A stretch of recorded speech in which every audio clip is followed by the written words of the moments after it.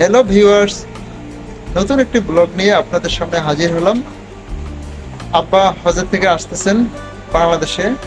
ওখান থেকে বাবা তেমন কিছু কেনাকাটা করতে পারে না, হয়তো তাই আমাকে দায়িত্ব দিল যে বাচ্চাদের জন্য কিছু কেনাকাটা করে রাখার জন্য।